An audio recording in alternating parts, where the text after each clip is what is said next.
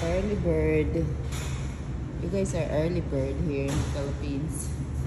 Why? Always gets up early. No. We have to wait for it to end. Not too loud. Mommy, let's go. Mommy, I'm coming. It's rainy morning in Boracay. I should get an umbrella. Do you have an umbrella? Well, let me hold the umbrella. Let me hold the umbrella. Mommy. Umulan pala magdamag dito sa Boracay, guys. Today is our last day. Ito is Starbucks na naman. Ayan yung gusto nila araw-araw. Kaya pagbigyan na at nasa bakasyon naman. At gustong-gusto rin yung kambal ang kanilang cinnamon rolls dito. Wala nito sa Amerika ha, yung cinnamon rolls nila. Magkaiba kasi, parang magkaiba yung menu ng sa US tsaka sa Pinas. Kasi may tinapay doon sa US na gustong-gusto ko na wala dito sa Pinas. Pero mas masarap yung dito sa Pinas yung mga tinapay.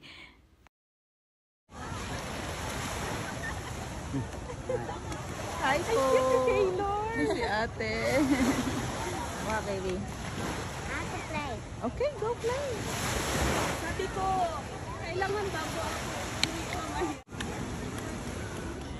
Oh my. White girl missed a spot.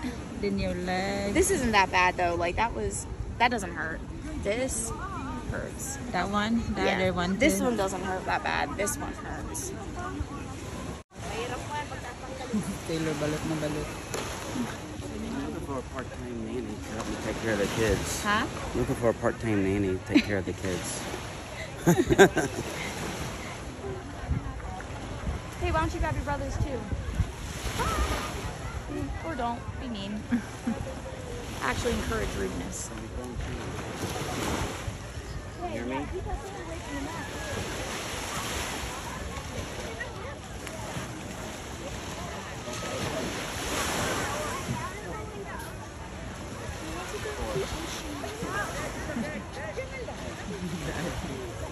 Si daddy na parang lifeguard. Lagi nakabantay.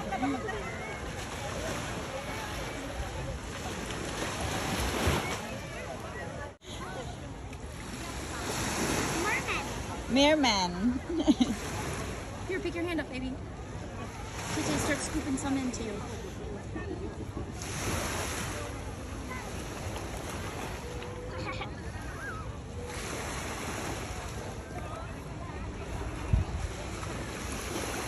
Here, baby. I'll build you a backrest. Hold on, not yet. Don't. No, you're gonna break it. Hi, sir. Hey, ma'am. I'm hoping noticing.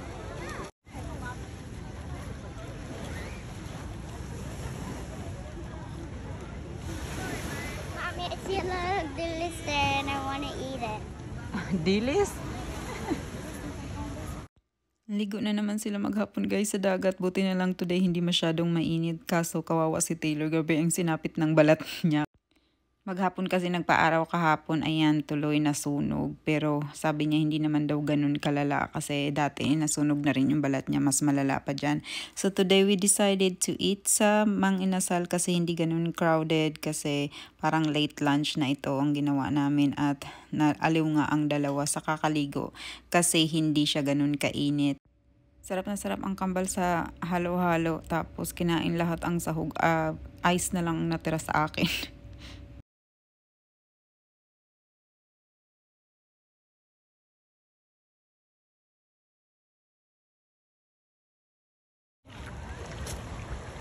Like you were when I was holding you. Okay, ready? Try again. Stop, bud. Go. Your brother. Come on. No.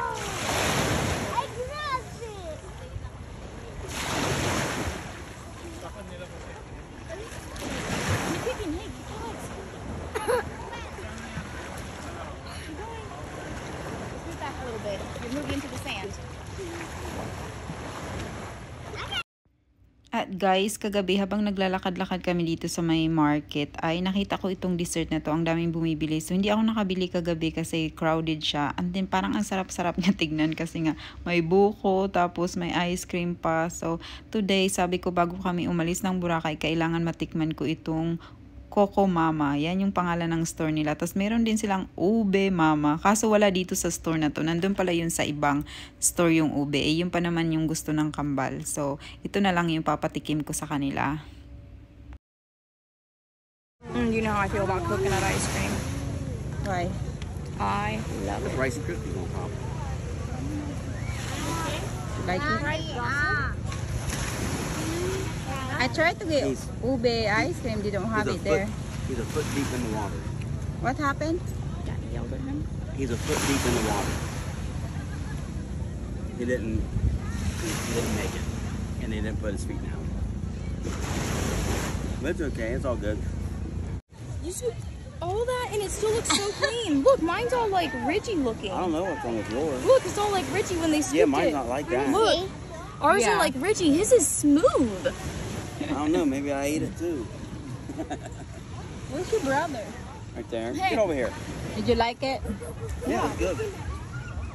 You don't like coconut ice cream? I'm trying to scoop out the. Yeah. It's Daddy. It's finished. It's done eating. I don't like the rind though. There's some parts in here that are super like rindy. Like Yeah. See, like not coconut, like the Mama. rind part got scooped in. Mama. At ayun nga guys, alas 3 na kaya nagyaya na kami bumalik sa hotel. Tapos ang kambal, hindi pa rin sila tapos maligo. Gusto pang maligo dito sa swimming pool. So pinagbigyan na namin. Sabi namin 30 minutes lang sila dyan kasi kailangan naming magbihis at maghanap ng makakainan. Kasi maaga kami kumakain dito guys kasi kapag gabi na ay madami ng tao. So ang parang yung waiting list nila sa mga restaurant ay mahaba na. Kaya maaga kaming kumakain. Sa mga man nagtatanong nga pala guys sa hotel na inistihan namin dito sa Boracay, ang pangalan nito ay Uptown Boracay. Hi! Say hi to ate.